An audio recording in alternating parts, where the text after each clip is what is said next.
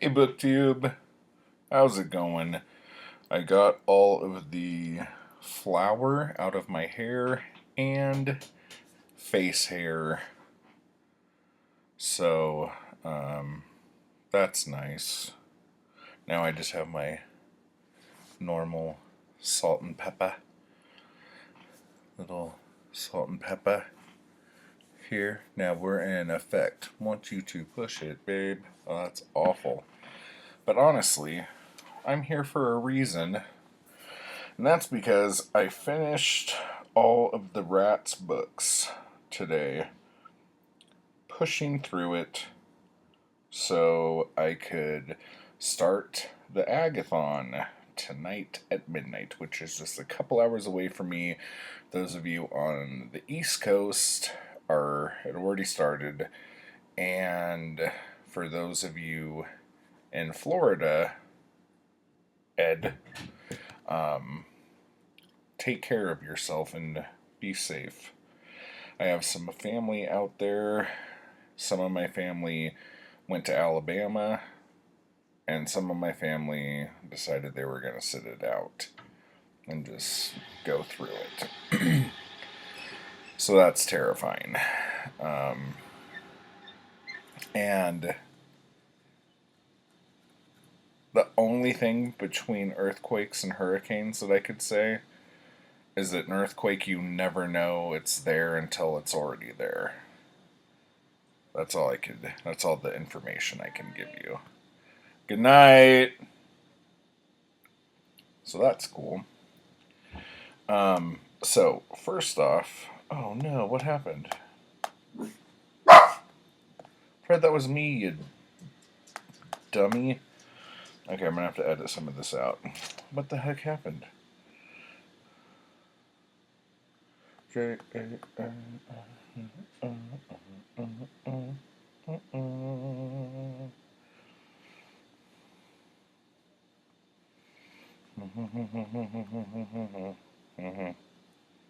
Why is it not there?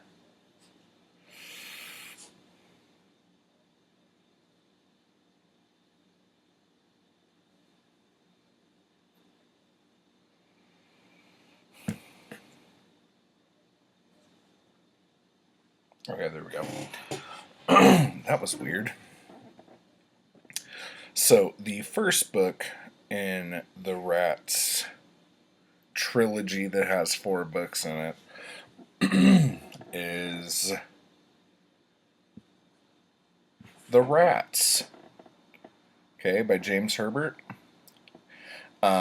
This book is this book was the book that made me rethink my star ratings on Goodreads, because I haven't really done a lot of like, I'll give 4 stars almost to any book there is, but I only give 5 stars to like books that are like my favorite books of all time. And I don't think that's fair. So this book was really good, had some gross moments in it, was suspenseful, terrifying, and all that. And I was riveted the entire time. I really, really enjoyed it. So I originally gave it 4 stars, but then like that night I was thinking about it. After I read it, I was like laying in bed going, oh my gosh, oh my gosh, oh my gosh. And then the next day I was thinking about it going, oh man. And then when I was reading the second book, which is Lair, I couldn't stop thinking about the first book. And so what the first book is about, it's about London and an outbreak of these like really big, like dog-sized rats, black rats, show up from the sewers and all this other stuff. And the story, and when they bite somebody, they're like dead within a day if they get away, kind of thing.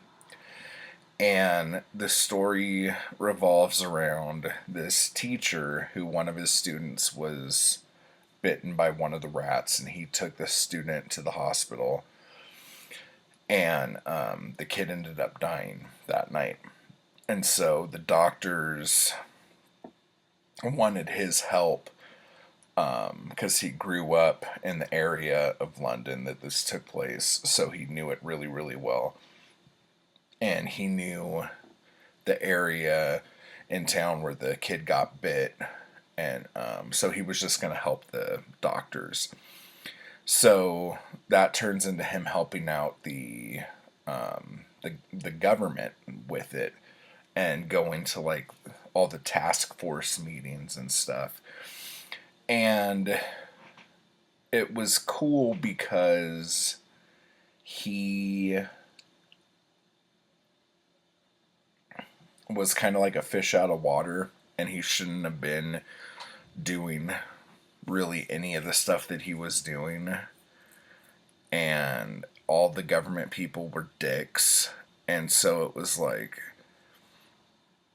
I don't know, it just like it felt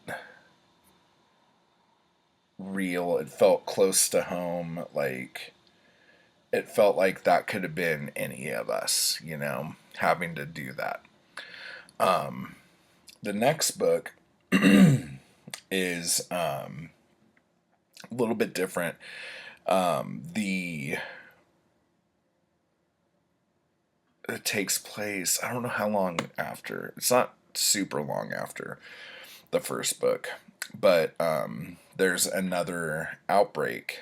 But it's not taking place in the city. It's taking place like in the woods outside of London, and you find out why, like at the end of the first book and beginning of the second book. But the thing about this that wasn't as good, it was much more political, I think, than the first book. And it was just, I didn't really relate to the characters as much. And although there's this one character in it, and like I know a lot of authors do this, but the way James Herbert does this, where you meet a character and that character will be with you through the whole book. You meet another character, you find out all this backstory about them and all this stuff, and then they're dead. Like within the chapter, like, and you'll go through all these chapters, but you'd never know which one of these is going to be that one, kind of thing. So that was really cool. And there's this guy, it's not going to ruin anything, but there's a guy in it who is a flasher. And, like, he's in, like, he pops in and out of the whole book. And it is so, like, funny. Like, it's just having him have the problems he has while the rest of the world is having the problems that they're having, was really neat, actually. And then the end of this book, the last like 4 or 5 chapters, was like extremely riveting. But I don't know, and I'm trying not to compare it to the first book, but I just think it was, the people that it was about were much too government and political, and like elected officials and stuff, and I didn't give two shits really about that at all. So then the third book, Domain, those are eyes, by the way. If you can't tell, I thought they were ears for the longest time, and then I was like, oh shit, those are eyes. This book starts off with like a huge bang. Basically, the book starts off with five nuclear missiles hitting London, like in different parts. And this book is like twice as long as the other two books, which isn't necessarily a problem at all. But it almost felt like, because it was so long, that there was a ton of stuff that you were reading about, and all sorts of characters that you're meeting that you don't go back to, but like you don't really know who those are gonna be or whatnot.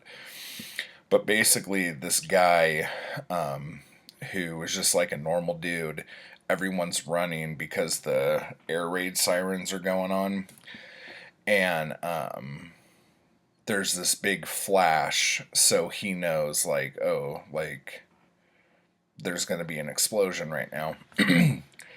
And this guy turns around, this business looking guy turns around and looks into the blast and is blinded.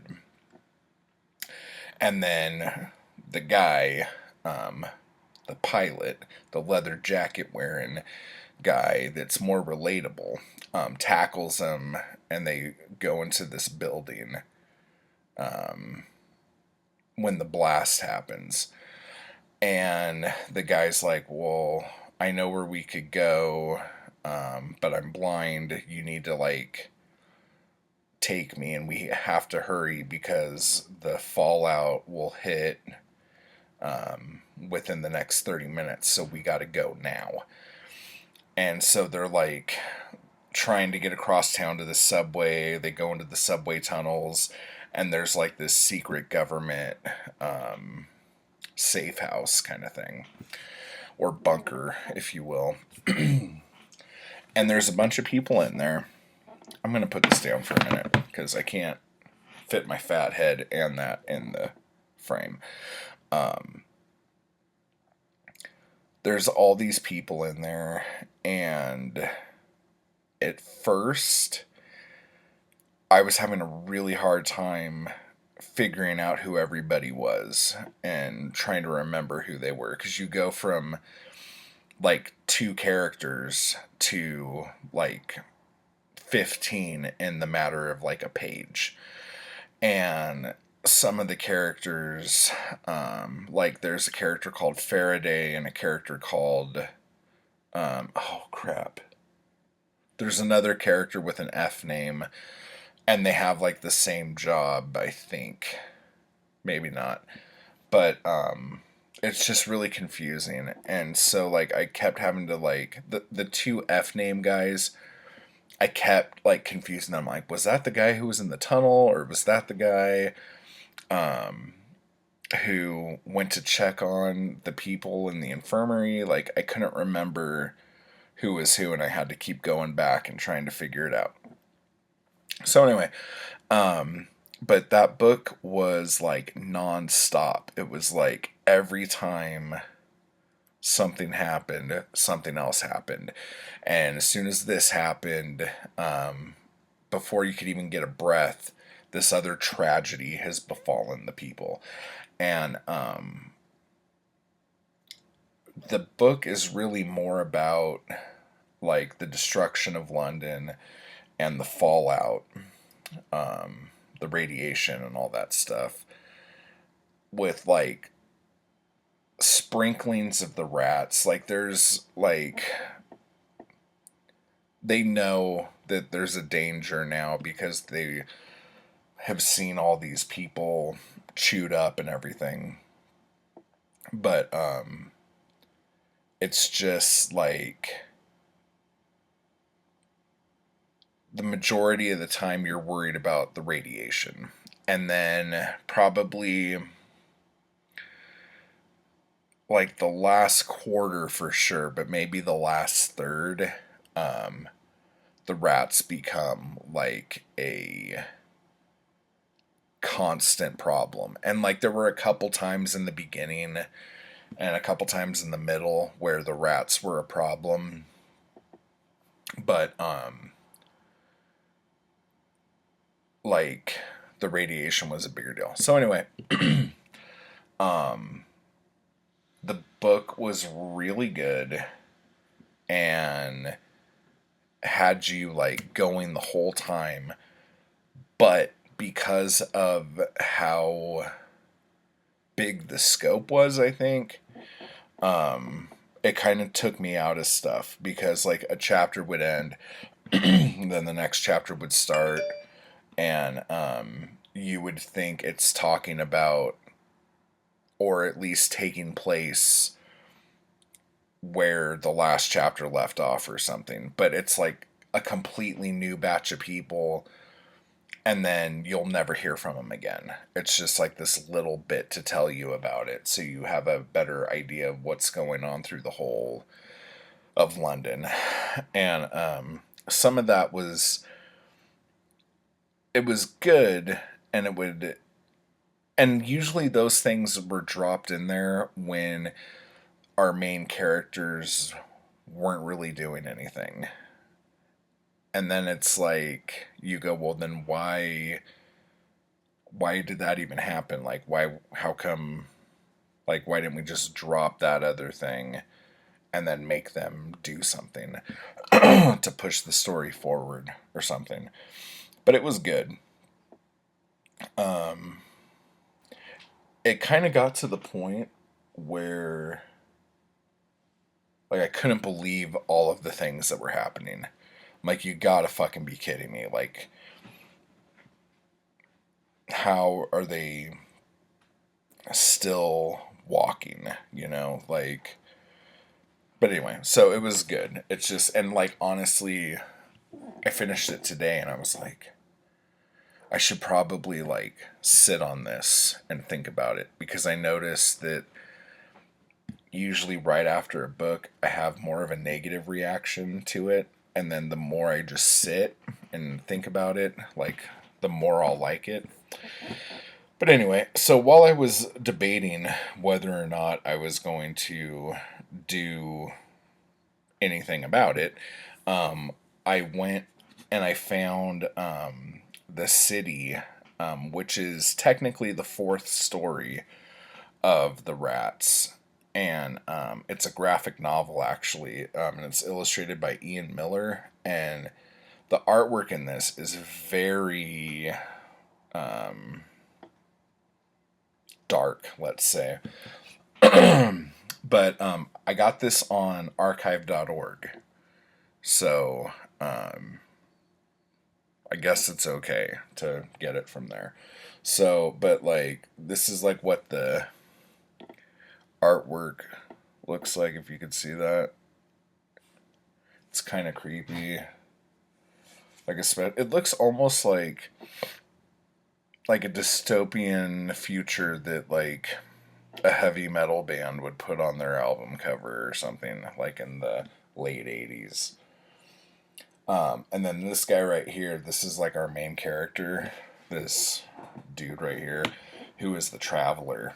And the only thing I would say about the city, it obviously takes place, I would say, a long time after Domain. And it's like completely like people are either like radiation ravaged or they're just fucked up and like mutated and all this other shit.